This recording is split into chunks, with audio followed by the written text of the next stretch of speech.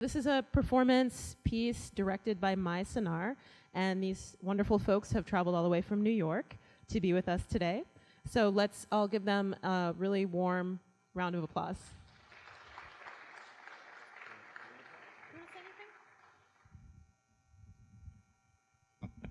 Hi, Berkeley. How are you?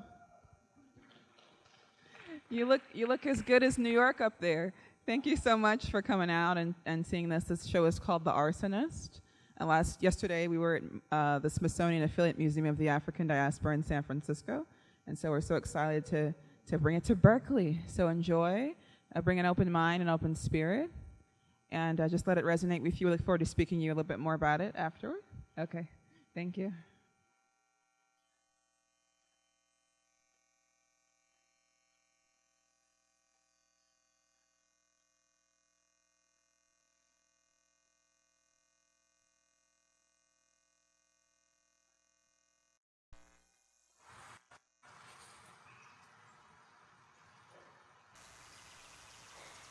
My grandfather had this way of framing his terror as a lesson.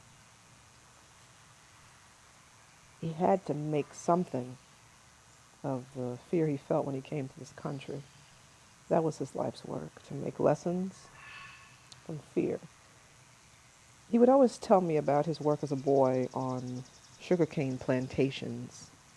He made a lesson of that too. He said, everything starts in the ground. Sugar grows up under the sun in big stalks of cane. They get chopped down. I chopped cane down.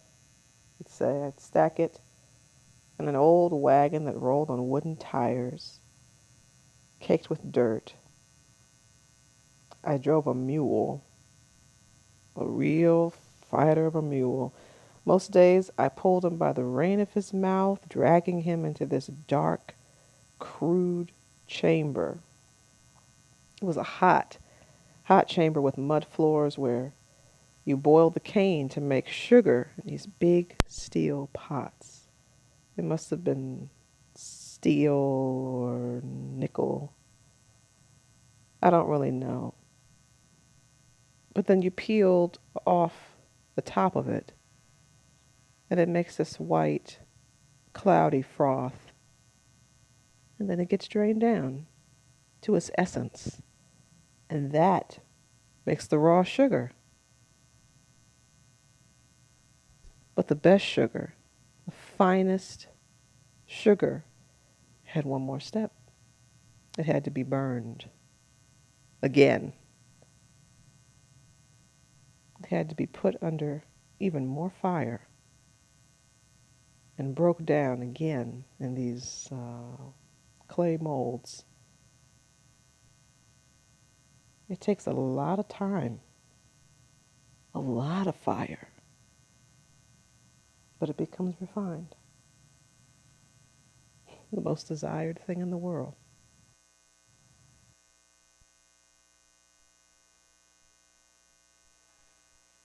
You finally look like Rob. I thought that was you. I saw you come up my street. Came up the block, went around the block twice before you came to the door. You forget the building? You get in a lot of people watching? Why'd A lot you of go time around on your the hands? block? You want the truth? Yeah. I didn't know if I wanted to come in. Well, now you did, and that's a good thing. So, tell me about prison. What's he do all day in prison? I don't know. He changed rooms. You mean cells? He changed cells? Yeah, Ma, he changed rooms. He's in a new room now. He keeps telling me about the clock tower. He can see a side of it from his window. And he's writing a collection of poetry. He's going to have one of his friends at The Voice publish it for him when he's done. Victor? Must be Victor. I don't know. But, you know, he's quiet. Yeah, like you. Seems like he never says what's on his mind. I just can never get much out of him. Did you tell him about your experiments? Yeah. Told him about my work in the lab. He said, be careful what you discover. Well, that's a new Rob. Yeah? Oh, yeah. He used to trust everybody. He used to stop on the street and talk to people. When you get him alone, He reads the Bible sometimes. that man's reading a lot more than the Bible. He paints when he gets the chance. What was that? I said he paints. You mean like finger painting, right? No, he's good. Still lifes, impressionistic stuff. I just got this image of murderers and rapists and child molesters sitting in a little kindergarten circle on the floor with little styrofoam cups, and holding it up to the warden. Look, Mommy, look, a tree. Oh, finger painting murderers. Stalkers drawing eyeliner on a sketch of the kind of woman they'd like to murder. I wonder if they draw the houses, the picket fence, the eyes, the mouth. Imagine kissing it. Oh, that reminds me.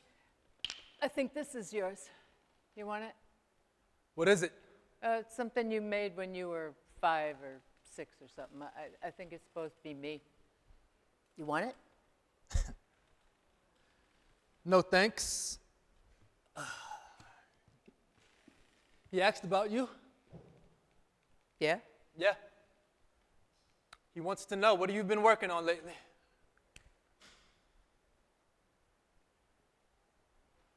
He asked me why you canceled, 6 shows? Got real pissed off about it. He said, your work is the least you could do. The least I could do. What else did he say to you about me? That was it. How come you leaving here all of a sudden?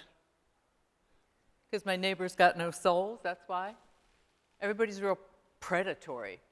I mean, I don't need a good morning. This was never Mr. Rogers' neighborhood, but the kindness is gone. Everybody's suspicious. Everybody's cold to everybody. It's not just you. How should I know how people are with each other? I never understood a thing about people. But souls ought to make for kindness. Yeah, souls, sure. You into the supernatural now? Grab a box. Yeah. You meet any child molesters? You looking for a date? Trying to get you to talk. Then let me talk, Ma. Well, then talk. Nobody likes being stared at the way you stare.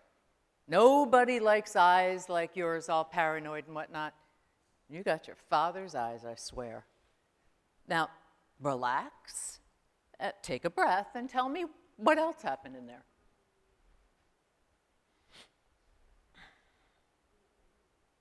He saw a guy get murdered.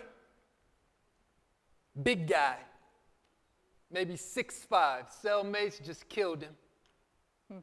Dad talked to him a couple of times. What was he like? He was innocent. Sentenced to life, had already served 7 years. Feel better? What's the matter with you? Oh, I just said he saw 6 guys murder somebody. you had yourself a holy pilgrimage. Going to prison, chatting it up with felons. Now you're satisfied, I hope. I was visiting my father, Ma. American prisoners have an advantage. At least they know how long the hell's going to last. I was reading this book on Chile where they pluck political dissenters off of back alleys in Santiago. Nobody knows where you've gone. You don't know what they want you for or how long it's going to last. That's real torture. And you got your waterboarding. I think we invented that one. And then, well, I don't know. There's got to be 1,000 things worse than doing time. You were always incredibly naive. Ma, do you want to take his place in there? I'm sure you'd like that. Just thought I'd ask. I don't know. Losing yourself, losing your mind, or something like that's got to be worse. So, what else? What else happened? Ma, if you really gave a damn, there's about 1,000 ways to get to Ulster from here. Fine. How's NYU? It's all right. Did you do anything worthwhile in that lab? Discover any new chemical Yeah, reactions? I'm actually working on a few things, testing a few theories on combustion. Oh, that's explosions? Yeah. Bombs, volcanoes, that sort of thing? Yeah, Why study that stuff? it interests me. Why? I want to understand it, how to create it, how to disrupt it in various scenarios. Combustion. Yeah, Can you understand it? of course you can. I mean, once you understand the composition, the process of the reaction, But why study something you already understand and anybody else can understand? It's counterproductive. It's a waste of my money and your time. I'm testing a theory, Ma. On rats or something? Rats? I'm playing dumb to get you to talk. You test on people? Yeah, that's right. Well, don't do anything crazy in there. Just go over there. Can you stay over there? Do me a favor. And then you can hand that to him when he comes by. Just stay over there. I don't want you to trip on something. What are you gonna do with these? With what? Are you throwing these in the dumpster? Of course not. Why the garbage bags? Well, should I wrap it in gold paper so some junkie can snatch it before it even gets across the bridge? Are you going to have dinner? Are you gonna do a show? They won't show me anywhere because I'm still alive and I'm not a vandal with a can of spray paint in my back pocket. Are you going to have dinner? Sit down. Jesus Christ, you're a starer.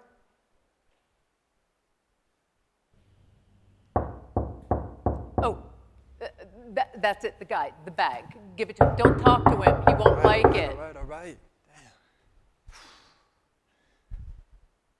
Chinese menus on the table. What's he gonna do with your paintings? Who? That guy.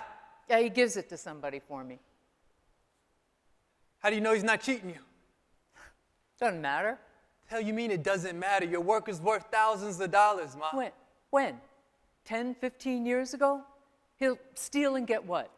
The guy's not exactly an art appraiser. He gives it to this guy in Manhattan, this guy David. He still buys my stuff. He hangs them in restaurants, dental offices, community centers. I mean, I don't sign them with my name anyway. You're not going to eat? I'll just make a sandwich or something, Ma. Wait a minute. Do you have an attitude or something? It was a meal supposed to be piping hot on the table for you when you come home after 11 months on being God Mom, knows where? I just don't like Chinese food. Oh, what's the matter with Chinese food? I don't like it, Ma. Well, you ate it when you were small. You ate anything when you were small, especially Cap'n Crunch. Cap'n Crunch. You'd eat it all day long. That's the reason the rats got in here, that goddamn cereal. I'd done so good keeping those rats out. And then one day, your father, he's eating a bag of those rippled potato chips, you know, and it's about, I think, 2 days after my second miscarriage, and he's finishing his proofs on that kiss-ass Basquiat. And he gets down to the bottom of the bag, and he notices a hole. A perfect little circle cut from rat teeth. He started licking his tongue real fast with his good dress shirt, wiping his tongue like this. He started swearing, screaming, shivering. Your daddy had him some rat chips. And you come out your room, arms in the air, tears streaming down your cheeks. You couldn't stand to see your daddy screaming like that. You know, those rats are incredibly smart. We'd pour baby oil on the floor, hoping they'd slip and slide into a trap. And they just dance right around it. Agile, smart. The poison. Remember the poison packs? Mm-hmm. I got 2 of them in one night with that stuff. 1 black and 1 white. Both of them had their eyes open and pearly. Rat's got some nice eyelashes. Nice, bright pink pupils. Kind of girly in a way. They look real pitiful dead, you know, like depressed women. I thought I'd be scared of them, but it was easy to pick them up, put them in the garbage. You want this? Let me see. I hired an exterminator, kept up with the paint jobs in here, stayed on the super about all the drips and the loose tiles, got new curtains all the time. I cleaned that bathroom with my hands and knees. I'd done such a good job making a home out of this place.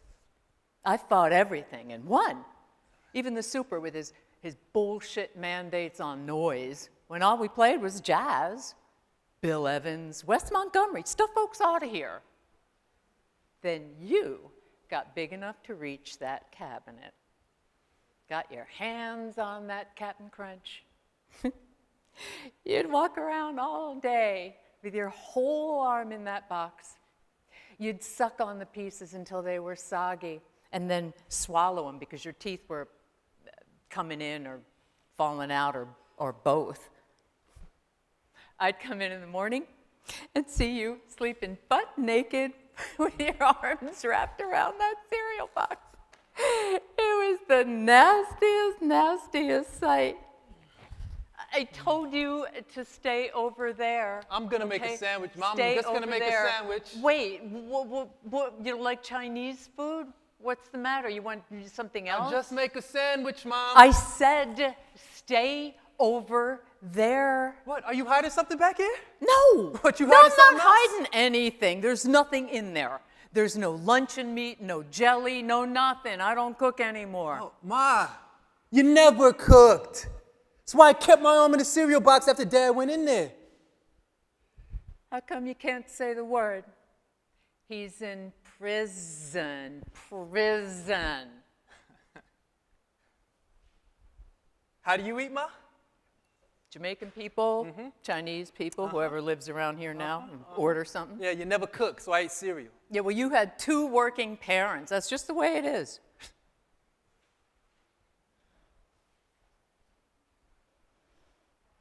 Ma, why are you throwing those brushes out? Oh, those are all bad for my hands, all those ones. I can't use them anymore. Aren't these the designer ones? They were custom made for you. No, the guy who made them was just trying to get his line of products off the ground. He wanted me to endorse it. And he read about me in the Village Voice a bunch of times, and, you know, he made them for me, you know, so that he could tell the Times that I was using them. These days, they're all just bad. They're bad brushes. I can't get steady. They're garbage, really. The hair, the fibers, everything. I had to bite them at the bristles so I could use them. If I bite them, then they get nice angles. Where'd you say you were going, Ma? Rochester. Found a house up there for a good price. Or Jersey, maybe. Jersey? I don't know, Andrew. I don't know. This goddamn music, turn it down! I don't know, Andrew. It's not sure or firm. Then why'd you cancel them 6 shows?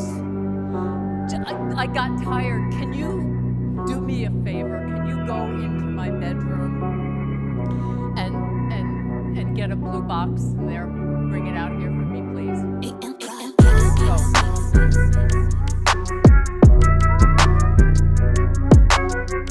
Where's it at? It's on the dresser. Mom, I don't see it. Keep looking, okay? Keep looking.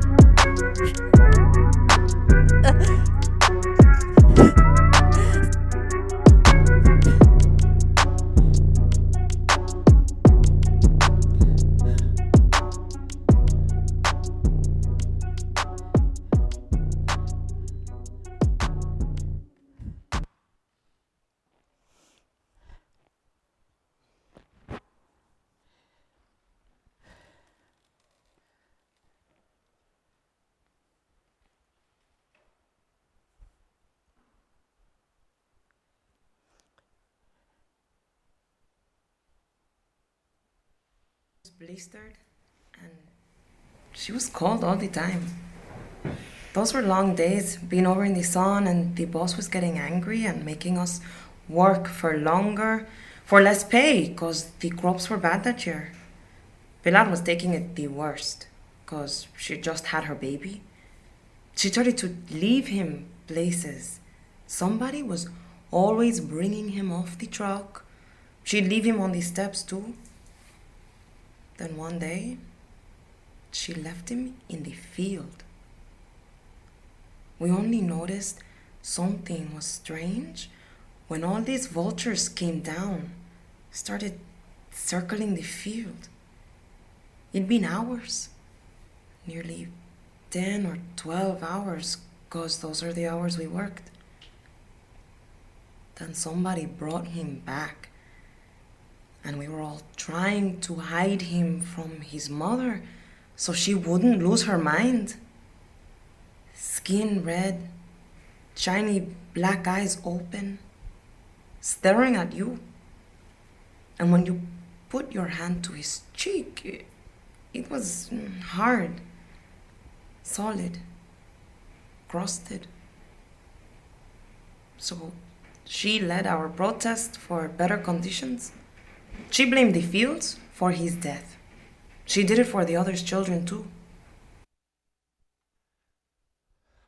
What's with the lights? Well, I figured I'm leaving. What's the matter? What, you gonna live in the dark for a week? Maybe. I might leave a little bit earlier. Ma, you're not gonna get all of this stuff out of here in a week. What, you got a storage unit? So your girlfriend put you out? Why'd you come home?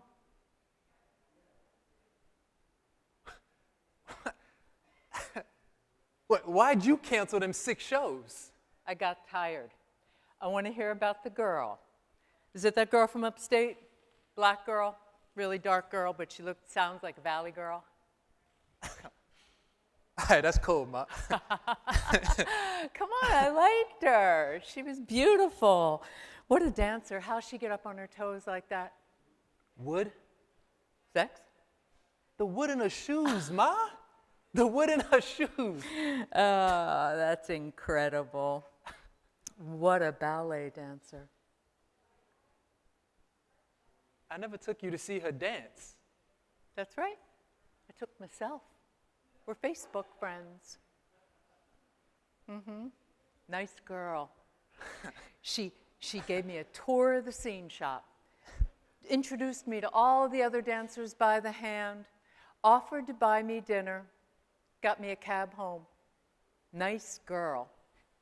And you ruined it. I knew you would, so she put you out.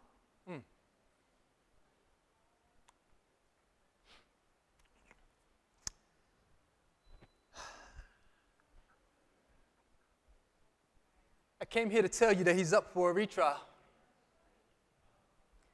Your father? Why? Missing facts. Yeah, and good behavior too, right? He was always a kiss ass. Told him I'd testify for him. Oh, and he asked you to ask me too, right? That's why you're here. Well, the answer is no, and Ma, pushing he it didn't won't. ask for you. Just me.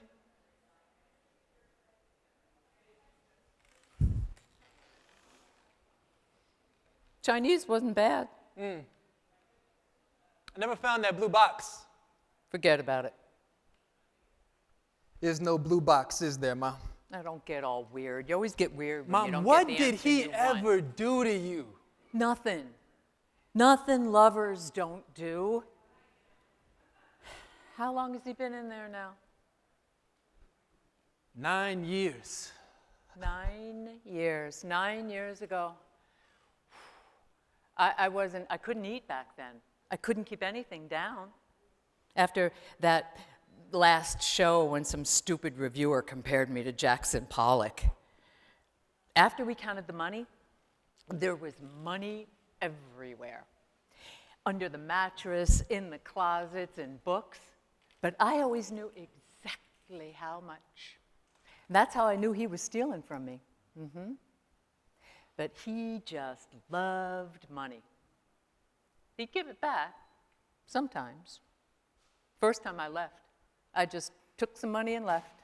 I went to, well, that's another story, painful story. I wanted to come home, but he said no, so I went to places where he worked, and I'd dance on the tables, you know, and the Times and everyone would write about it. We were very charming then, you know, his jealousy, my free spirit. At least that's the way it looked in pictures. I wanted to come home, and he said, we need to have a baby.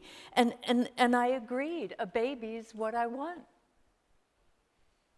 I guess you were the chain on the both of us. The reason to stay around.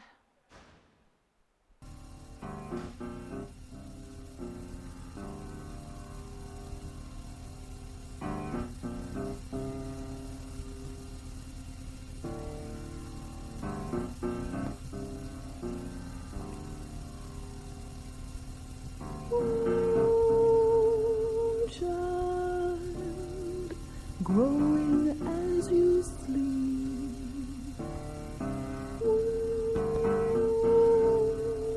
Child, when will our eyes meet?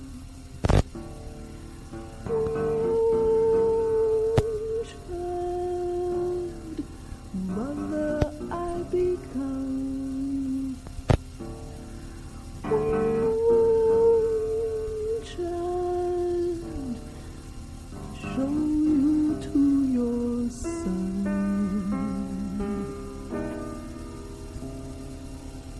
We prayed for you a long time, lighting candles, singing chants. We made love for you a long time, holding, wooing, till in a trance of conceiving.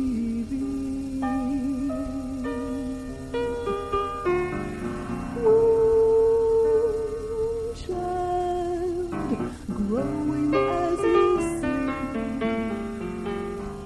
Woo, child, happy you make me. Woo. Here, catch. Well, careful, catch. careful with that, Ma. No. That's the keep pile. Put that in the trash, please. You're throwing these away? Ma, these are signed records. You can at least sell these. There's a shop a block and a half from here. No thanks. Ma, some of these gotta be collector's items. Look, Coltrane, signed. Nah, we're keeping these. Besides, these are Dad's records. You got your painters in the trap, Ma. If I put them in there, they're there for a reason. Some of those records don't even play. Well, can we at least test out the Coltrane? No, Andrew. No. Don't. Ma, you are out of your goddamn mind. Oh, watch your mouth. Throwing things out will make space. That's what we're trying to do here. Remember, make space. Get rid of some of these old things. I made more money by the time I was your age than you'll make in a lifetime. While you were playing with rats, I was cutting deals, international deals, getting the best of these gray-haired sexist assholes. No agent, no manager, me, alone, me. A woman from Pittsburgh with an 8th grade education. So what I want to dump, I'll dump. Could you go get that can, the black big can, bring it out here for me. Why are you always thinking about $1? About something you can sell? You act like somebody who never had anything. You see any other black boys at your high school, or NYU at that matter? Anybody else in this block been to London or Paris or Algiers? I remember you stayed going on all my life about how we ain't got nothing. Nobody but the two of us. What happened to that? Yeah, well, I was talking about other things, not money. Your father and I did all the talking on that before you got here. He managed a farm, 45 acres, when he was 17 years old. He doesn't need or want your help. You get up there on that stand and you will hurt him. You'll hurt him more than you ever thought Mom, you could. I am testifying. Testimony of a toddler? What'd you see? What'd you hear? Tell me what I've seen. Oh, no. No, you want to go into all that again, open this whole thing up again, you go right ahead. I did my time on courthouse steps, changing you in courthouse bathrooms with bloody toilet seats and broken soap dispensers, cursing out that bailiff, cursing out your father. You don't understand that, Mom, man. help me to understand. He worshiped me. He did. Oh, he did. You don't like hearing that, but he did. He did watch me sleep.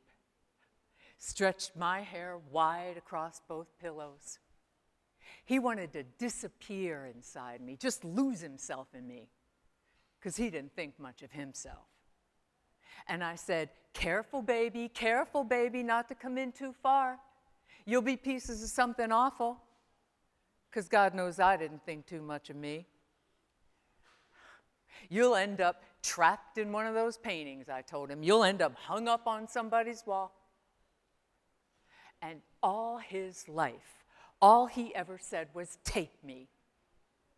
Come on, man. I don't want to take you anywhere. A woman doesn't want to take a man anywhere. She wants to get took. Is it taken or took? It's taken. Yeah, taken.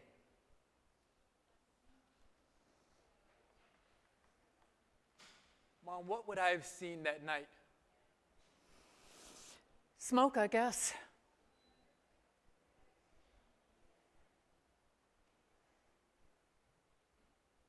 Kids jumping from windows? Yeah. How many people died? You know how many people died. You must have read those papers about 1 million times by now. Half of them used to play with you. Half of them would come over for dinner. The oldest one, Ezekiel, he wanted your father to teach him how to play baseball. What'd he look like? Just a black boy. Something like you. The others? 2 were Puerto Rican. Ezekiel, he had the highest fall down. 32 stories. I watched him from my bedroom window. He was swimming in the air, arms out like this, flying, flames at his feet like a golden tail. That's what you want to testify on your father's behalf? A cloud of smoke that changed the weather for 4 days? A steady stream of ashes coming down like acid rain? Rows and rows and rows of people's burnt up luggage lined up in the park? That's what you want to testify? Because that's what you would have seen. And if you really would have seen it, you'd have no interest in recalling it now. Mom, I remember. There are things I remember. I remember you locked me in my room 10 to 12 hours a day. Your father is not a hero. He is Mom, not I will a not hate hero. him. You just don't know him enough. Oh, I can see some fire. I can finally see some fire in you now. Come on, man. You didn't come see this old witch for nothing. You want my confession. Well, you're going to have to slap it out of me. Confession? You go away all this time, you come back, and I still haven't met you. Who the hell are you, boy? When are you going to wear your own goddamn haircut?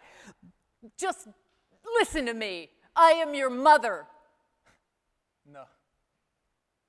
No, ma'am. Mrs. Vennick, you are the highly celebrated the beautiful. Yeah, that's right? right. The enigmatic genius. That's right. That's what you are.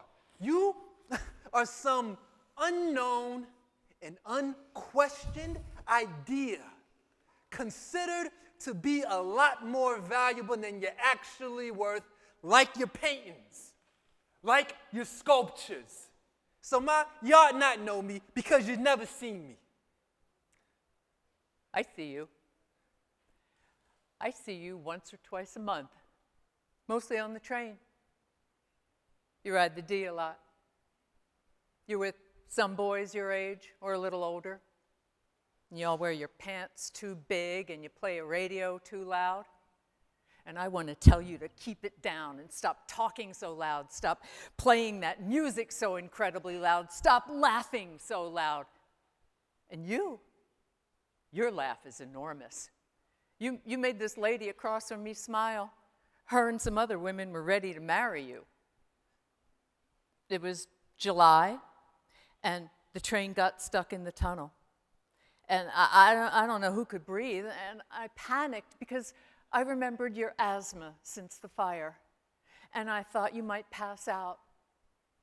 And then I heard your stupid laugh and your stupid friends laughing, and that smiling lady, you really made her day. Leaving? For how long this time? I don't think that I could stay here. Come on. Will you do me a favor, Andrew, before you go? Could you put on a record for me? Brazil 66? Yeah, the B-side. I just want to show you something.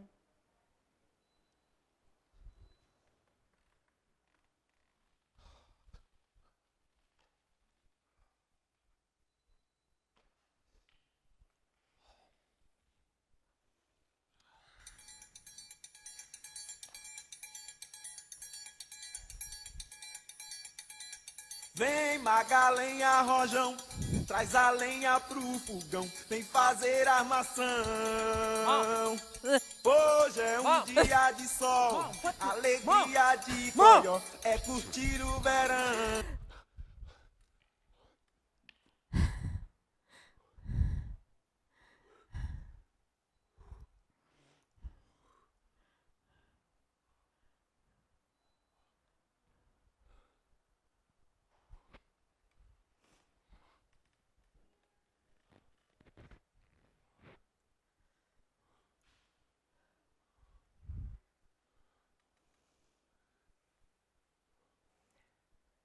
Does your chemical education explain musicogenic seizures?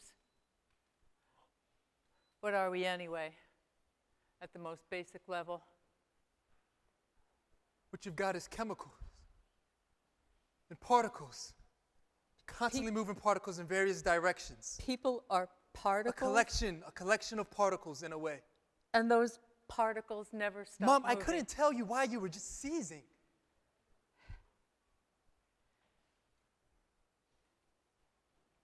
Benji. Remember Benji?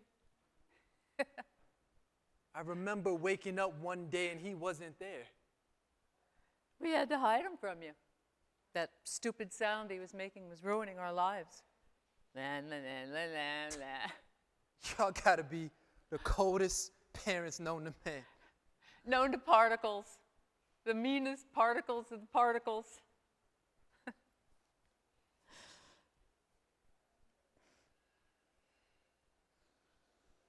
The trouble is, I used to paint to music. I could only paint to music. I'm working on stories of these women from the recordings of their voices, and sometimes even that triggers me. First time I couldn't hold brush. Then I had to sit down, and I woke up 15 minutes later on the floor. Found I'd peed myself. I didn't know what happened. And then you were standing there looking down at me. You started crying. Yes. And then every time after that, when I'd paint, I'd lock you in your room. I never wanted you to see me like that again.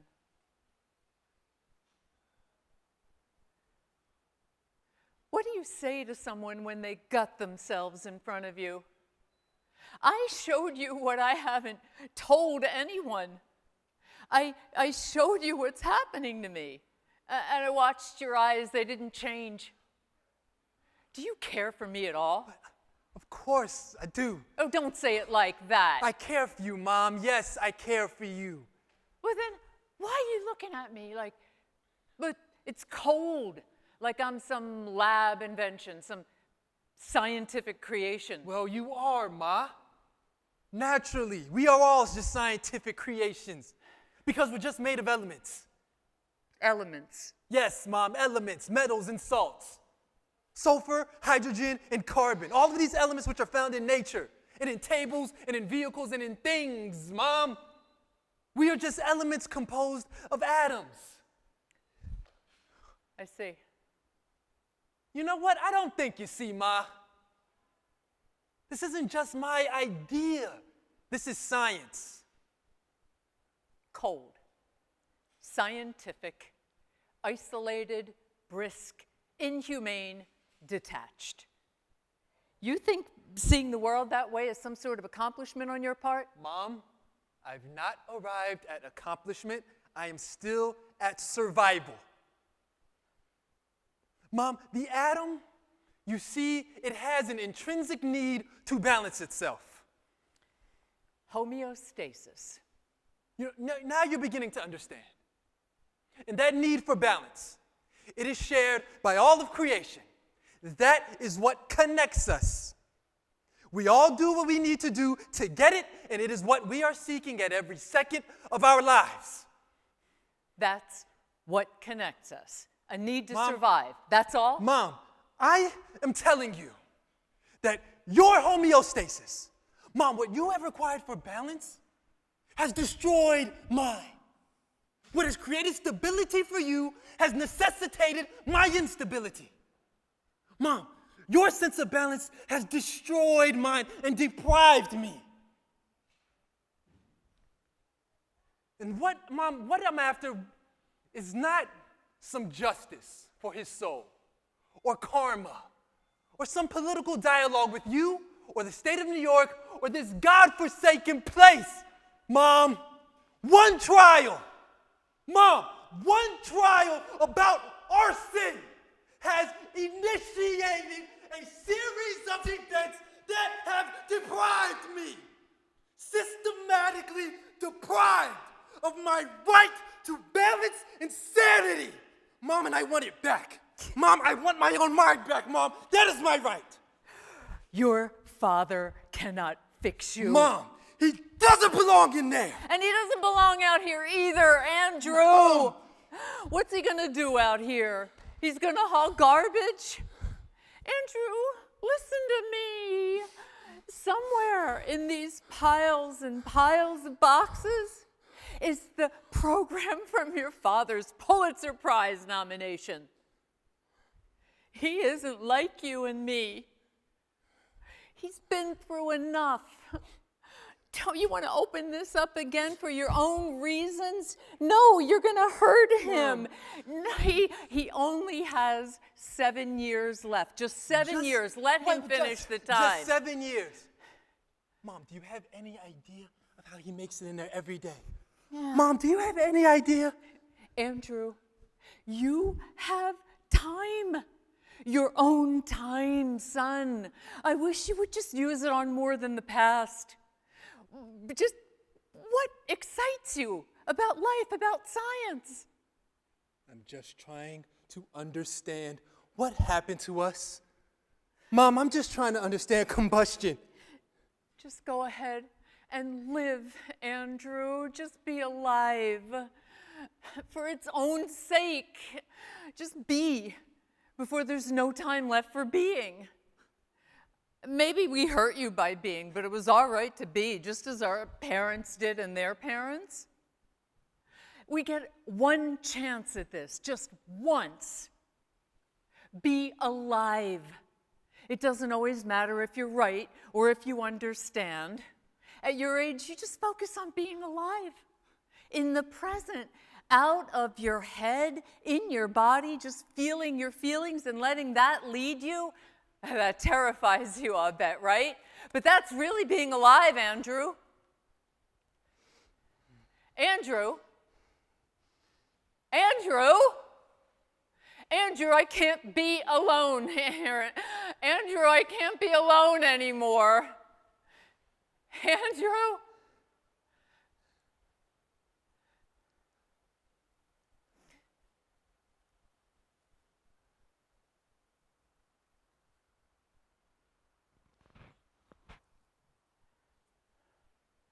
I went into the kitchen to make dinner, and I asked him to put a record on me before he got into the tub. And then I went to the stove, and it started. I started seizing. And when I woke up, I couldn't see anything. It took him too long to get out of the bathroom door because the door started melting into the wall. He took too long getting us out, and the fire traveled fast, really fast. It was summer. All the windows were open, and it was fast. It happened really fast.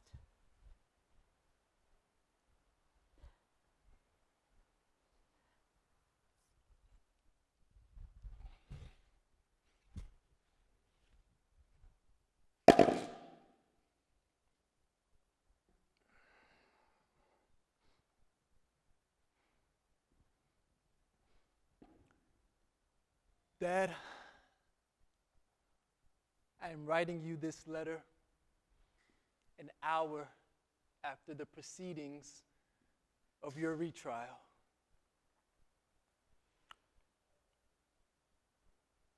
I didn't know that you would arrive to court with bloody gums, spitting in a paper cup, bloodshot eyes, but a frame so strong that you sat up in your seat, didn't rest your back against the back of the chair for the entire trial.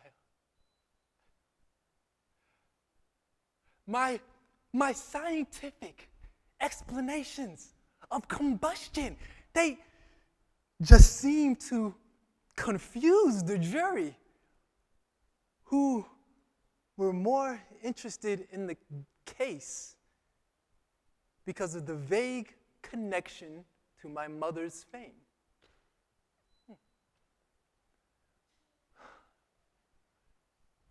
Dad, I didn't know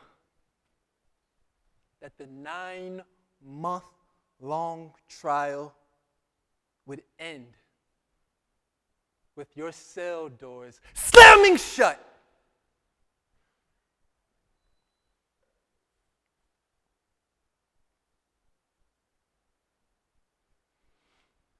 Dad, I'm sorry.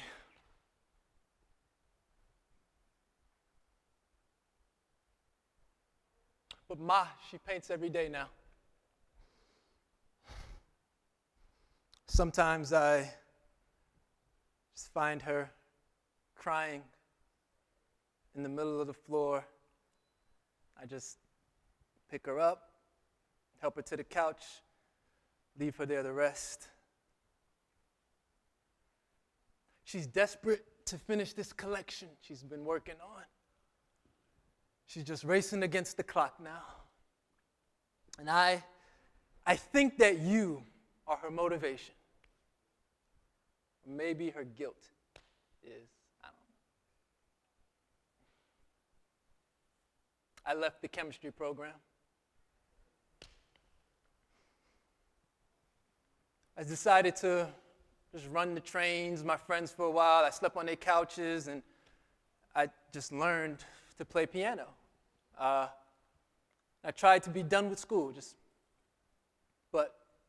my girlfriend, she applied for me to audition for Juilliard, and I don't think I've ever been more upset than when I actually got accepted, but it's not so bad. But my girl now hates me. She says she hates how I'm so good at everything. But yeah.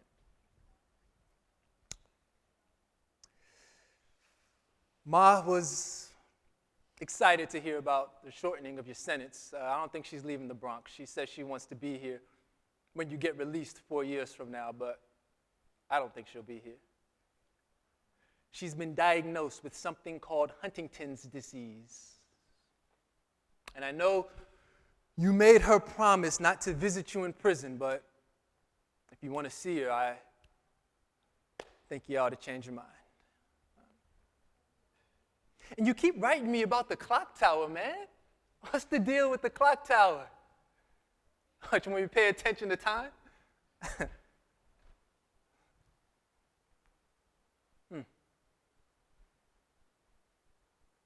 You want me to pay attention to time,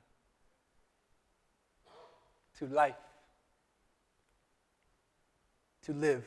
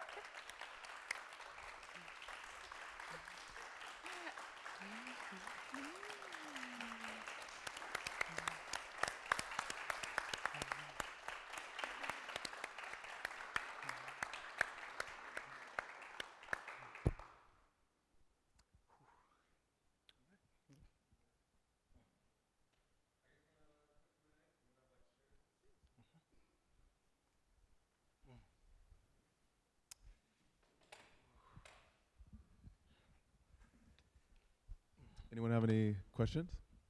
Bring up the mic for you.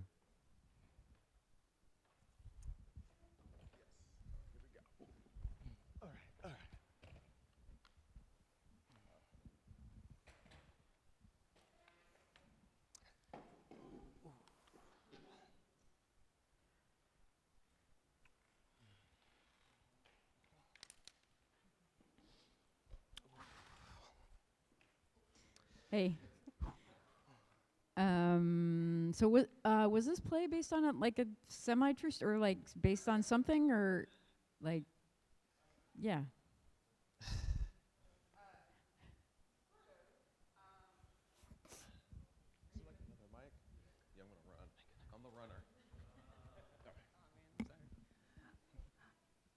Thank you for your question, sort of. So in the 80s, I think Rudy Giuliani became a proponent of something called the broken windows theory. And the broken windows theory essentially was a way to justify what we now are calling police brutality or aggressive policing. And the theory essentially says that if I come into an area and I see one broken window, I feel permission to break a window. And so the idea was that you sort of nip things in the bud by being hyper aware of where there can be issues. And the full title of the play is The Arsonist, or Ramifications of the Broken Windows Theory.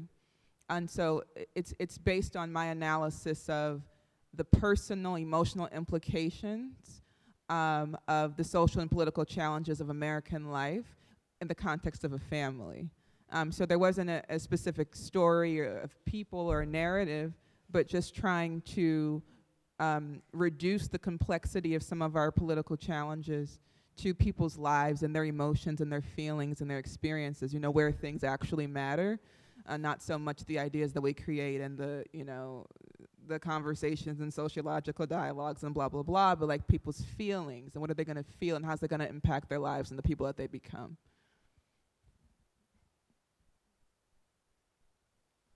Another shy audience. You guys are like Moad yesterday. Everybody waited.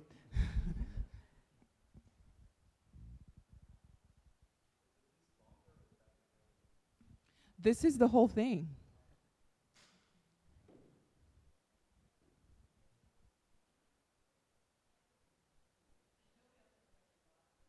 Sure.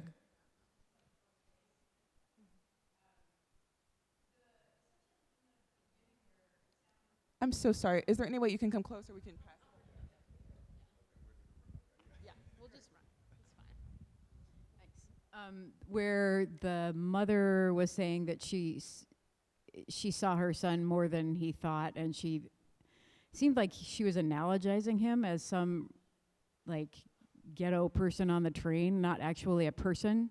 And that, like, I couldn't figure that out because I mean, the thing I always think about in movies is like, are they painting the characters as complex or just universally hateable or like, but I know it's stupid to like want to know the answer to that question, but I kind of do.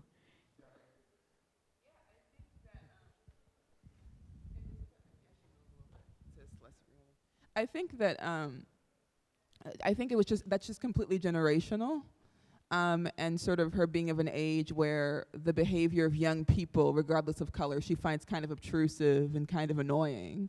And I think also he's someone, and I'll let him also speak to this as well as the actor, but he's a character that was very sheltered, and she, they had money, but she was poor. And so she wanted her son to speak well and to be well and to carry himself a certain way. If anything, she was actually hood, right? Like a hood white chick, and has fought really hard to have status and wanted her son to have, go to NYU and visit Dublin and all these things. And he's kind of descending, as far as she's concerned, into urban culture. And that's what's irritating her. So that's more of just not so much reducing him to like being ghetto, but more like, you're not being who I raised you to be. You need to be upstanding and bougie and kind of quaint and kind of removed from people. And he talks about feeling isolated, and so it's more that, I think, than anything. But I'll let Sean speak to that a little bit in terms of like. Yeah. Yeah. Oh, this one's not on no more.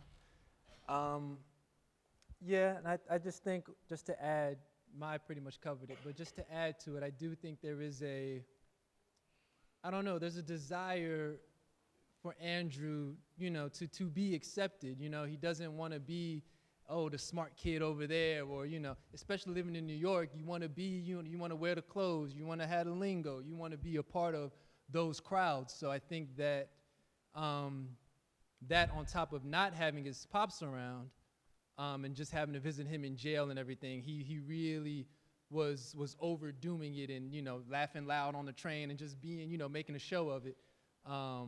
So yeah, that's just part of his personality. That's, I guess, not on the page, if you would say. Yeah. So.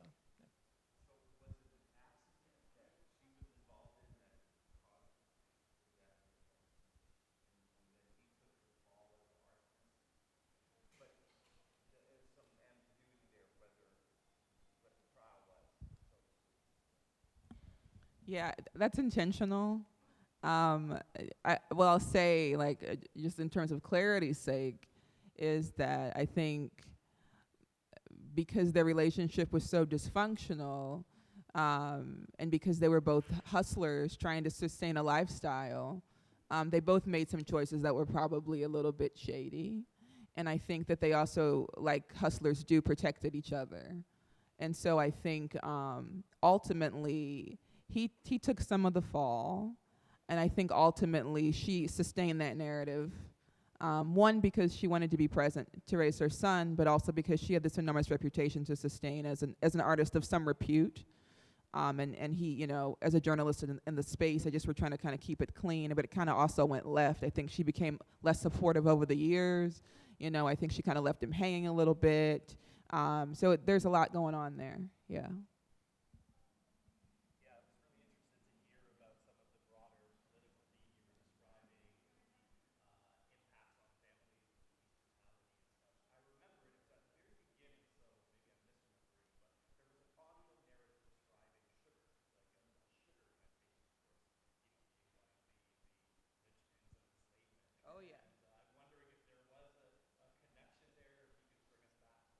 Absolutely. So I was interested in representing one of the complexities of American life, again, that a white artist is telling stories about imperialism spoken by women of color.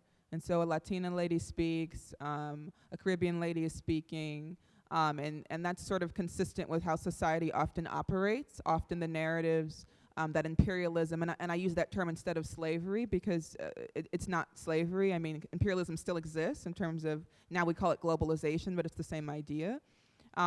So for me, yeah, that's speaking to, just to get to your question, because I can kind of go, it's been a long, a long day.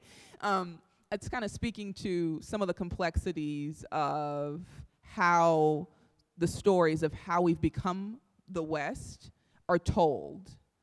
And I think she's in a position of suffering.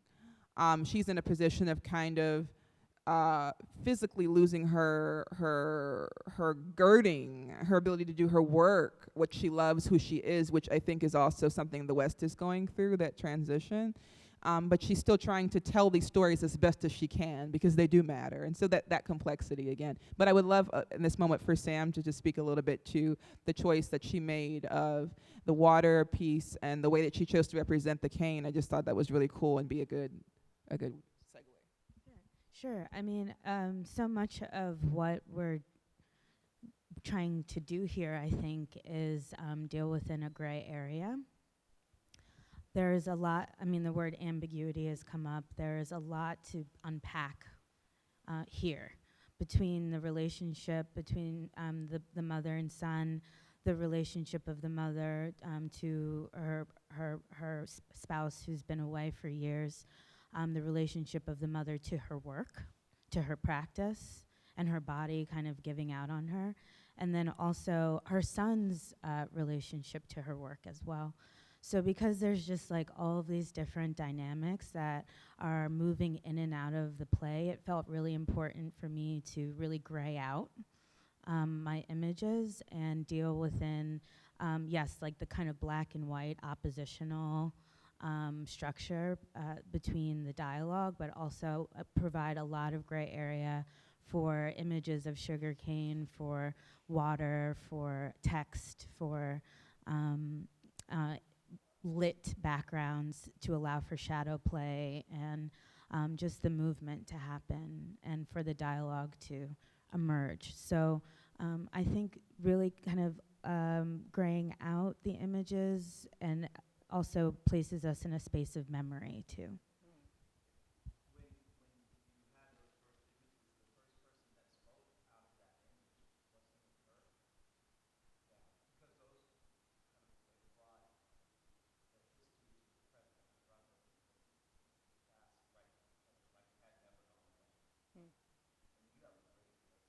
Thank you.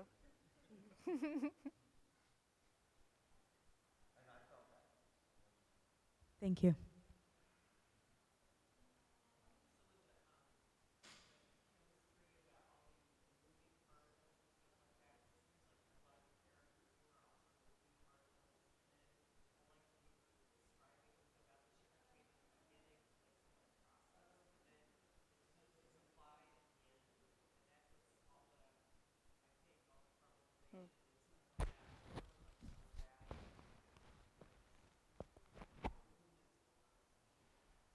Maya's an incredible writer.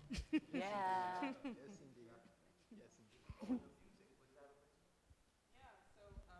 I don't know if we have like a program or something. The music is by a composer named Diana Wharton. It was very decorated, NEA, Guggenheim, Broadway. She happens to be my mom. But yeah, the music and the vocal as well is her vocal. And one of the things that was interesting as we were trying to search for the right music for this iteration of this piece was that we wanted something that sounded old. And so we went in the vault, and the piece is called Womb Child, and I don't know how well the lyrics translated with the sound, but it was talking about conception and birth, and it was just the perfect piece to accompany the story about, you know, the mother-child dynamic. On Mother's Day. This is you know, not the most celebratory Mother's Day piece, but but it's still a tribute just the same.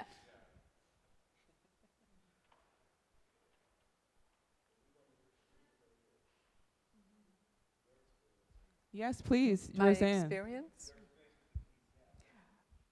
Is my mic still on? Ew. All right. I was really drawn to this character. When I first read the piece, she really resonated with me. I understood the tension between her and her son, that love-hate kind of thing, maybe, you know, and her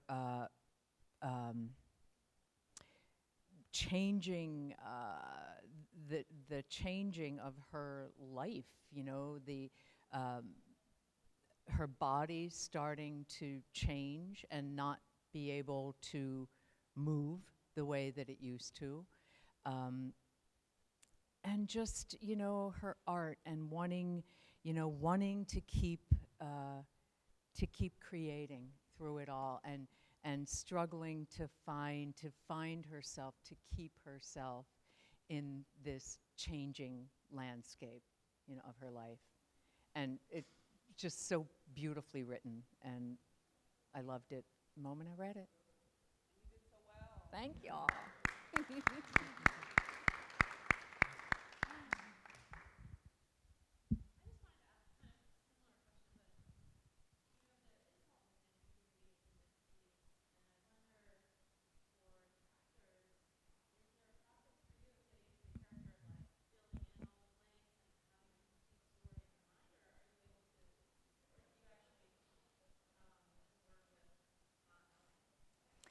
Ooh, me first?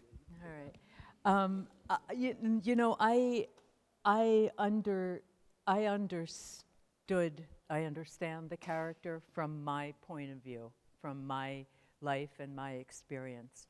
And that's how I relate to her. But every time that we did it, it's a little bit different, you know. Each time there's a little bit of a different spark, or, you know, some emotion that comes up or doesn't. So it changes with each performance, with each, you know, rehearsal. So it changes like that. But I hope that answered your question. Go ahead, you. Yeah, and a little bit, for me, you gotta take the given circumstances. Again, it's so beautifully written. You gotta take what's on the page and then sort of fill in the blanks. You know, what happened before he enters in? Like, what was he thinking? What happened? You know, he has all this stuff going on. The dad, who's never seen or heard from, you know, he understands his mom, he's in school and all this stuff. So what does he do on a day-to-day basis? His dad's in jail for arson. He knows that in order to set an arson, you got to set it in multiple places. He's like, wait, why would my dad set arson? And then he's visiting his dad in jail. His dad's not fighting to get out, but his mom's not going to the jail visiting him and fighting to get him. He's like, all right, so what's going on? So you got to fill in all that sort of backstory as a character, and he brings all that into the stage room, just the state of confusion of like, why am I the one fighting hardest for this? It don't make no sense. And so that's just one example, but there's so many other things that you sort of got to take what's on the page and then fill in the blanks of, you know, who this character or who this guy is or who this woman is, kind of thing. So, but it all starts with the writing, obviously. Yeah. And we just want to say one more thing. And good writing makes that easier to bring to life. Yeah, definitely.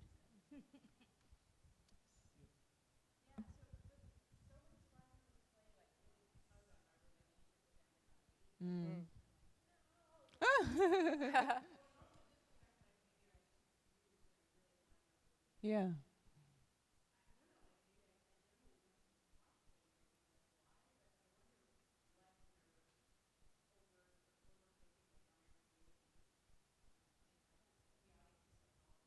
That's an interesting question. Well, ambiguity is relative, you know, because what can seem ambiguous could be completely clear to someone else.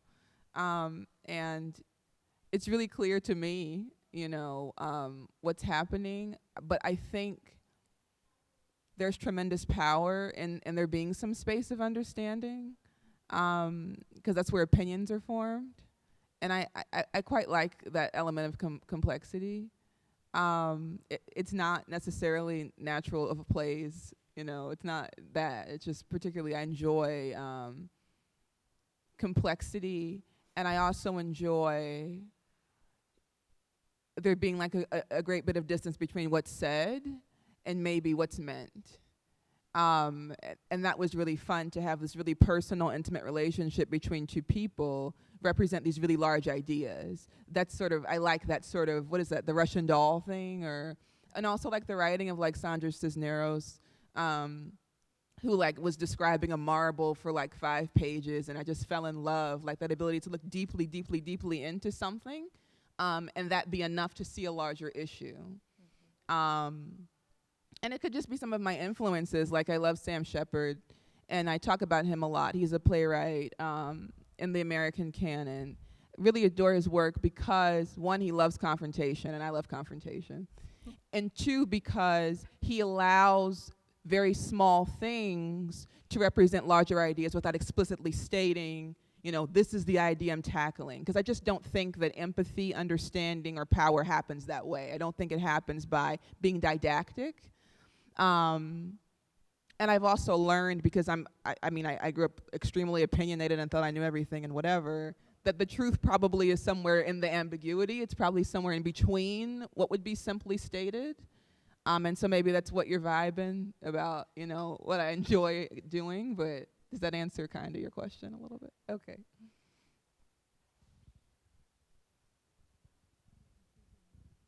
Yes.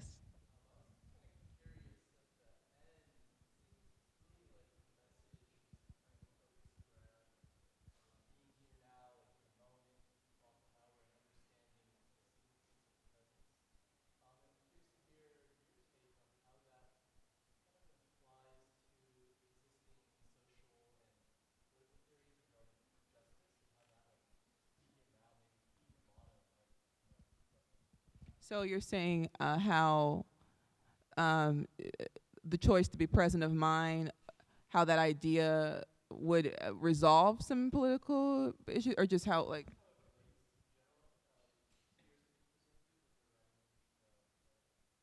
Okay. Is that the question? Sam said you're asking me if I'm an activist. So how being like oh yeah. No, I think that being present again as an idea that's just really about mental health. Because one of the things that I enjoy about the play and about Sean's performance in particular is being very, very he has a very like honest approach to acting. And when we're talking about being present, this was really about this young black man's mental health, navigating these circumstances. I mean, completely. And what I'm really alluding to here is that the tragedy of his circumstances, or what his family experienced, or what we're experiencing in the country, is not the ideas that we're discussing. The tragedy is that people's mental health, their joy, their peace of mind is constantly compromised. And if I'm an advocate or an activist for anything, it's for everyone to have the right and the space to have their own peace of mind. Because that's where genius comes from. That's how countries are improved. That's how people produce, you know, I'm in New York and I just go, how the hell did people design the subway system? I mean, what genius, you know? Somebody had to have some damn peace of mind to do that. And so that's what we're really talking about. I'm not really talking about politics. I mean, I am and I'm not. You know what I mean? Kind of. Okay. Yeah. We are discussing institutions, absolutely. And I think, again, the way some institutions operate is compromising people's sanity. Can we do a little bit better about everybody being able to think and feel clearly as we move through sort of our transition into improving our country? Because I think our country is getting much better. I think people are getting more empathetic. They're listening better.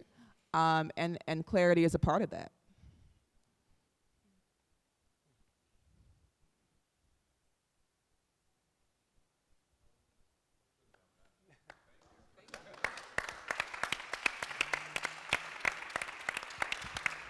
Can I just say one more thing really quick? I just want to say one. I met Ryan today. Thank you so much for having us. And Chica has been extremely supportive. Please support every program that she does here. She's a wonderful curator, so supportive, so awesome. And we really appreciate you having us today.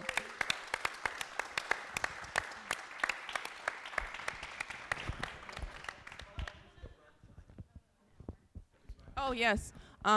At the top table, there is the sign-up page for my website if you want to stay up to date on what we're going and what we're doing. So please just leave your name and email if you're interested. And thank you so much for coming out.